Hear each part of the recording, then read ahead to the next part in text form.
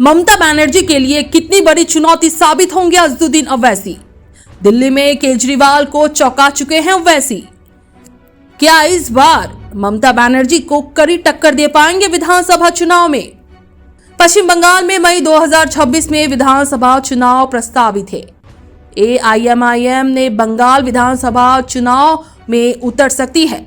अगर ऐसा होता है तो ये बंगाल में ममता बनर्जी के लिए खतरे की घंटी है। दिल्ली विधानसभा चुनाव में ओवैसी की पार्टी ने चौंकाने वाला प्रदर्शन किया।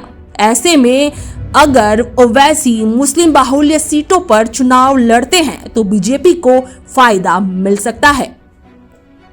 दिल्ली विधानसभा चुनाव में 70 में से 5 सीटों पर ओवैसी की पार्टी ने उम्मीदवार उतारे।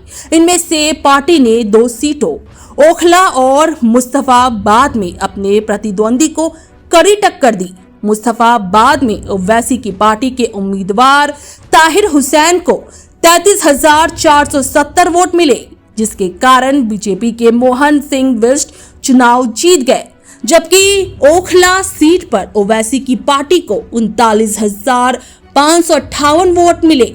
इस सीट पर आपकी जीत का मार्जिन ओवैसी की पार्टी को मिले वोटों से कम है। यहां पर बीजेपी उम्मीदवार मनीष चौधरी दूसरे नंबर पर रहे। बता दें कि ओवैसी बंगाल में 2021 के विधानसभा चुनाव में उम्मीदवार उतार चुके हैं। 2021 के चुनाव में उन्होंने दक्षिण बंगाल की मुस्लिम बाहुल्य सीटों और राजधानी कोलकाता की अन्य सीटों पर उम्मीदवार उतारकर हलचल मचाई थी। उन्होंने प्रदेश में मुस्लिमों का मुद्दा उठाया। उन्होंने सवाल उठाते हुए कहा, राज्य की सरकारी नौकरियों में मुस्लिमों की मौजूदगी सिर्फ 6% ही क्यों है, जबकि प्रदेश में पिछले 4 दशकों से वाम मोर्चा और TMC का शासन है। इसके अलावा उन्होंने कहा कि मुस्लिमों की खराब स्थिति और शिक्षा में पिछड़ेपन का कारण ममता बनर्जी ही हैं। बता दें, बंगाल में करीब 30% आबादी मुस्लिम है। 294 सदस्यीय विधानसभा में 100 सीटें ऐसी हैं जहां मुस्लिम वोटर्स हार जीत में निर्णायक भूमिका निभाते हैं। ऐसे में अगर इन सीटों पर AIMIM के कारण बीजेपी को बढ़त मिलती है तो ममता बनर्जी 2026 का चुनाव हार सकती हैं।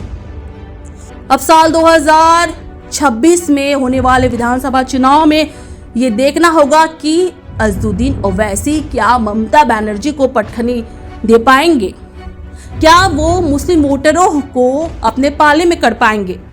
ये तो आने वाला वक्त ही बताएगा। Bureau report, super news 24।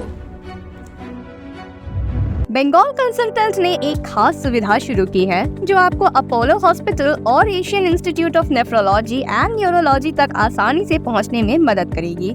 यहाँ आपको मिलेंगे कई तरह की मेडिकल सर्विसेज जैसे डॉक्टर अपॉइंटमेंट्स, एयरपोर्ट और रेलवे स्टेशन से पिक एंड ड्रॉप फैसिलिटी और स्मूथ व्हीलिंग प्रोसेस। इनका कोऑर्डिनेशन टीम आपकी मदद के लिए हमेशा तैयार है, जो कि हिंदी, बंगाली एंड इंग्लिश में बात कर सकती हैं, ताकि आपको कोई दिक्कत ना हो।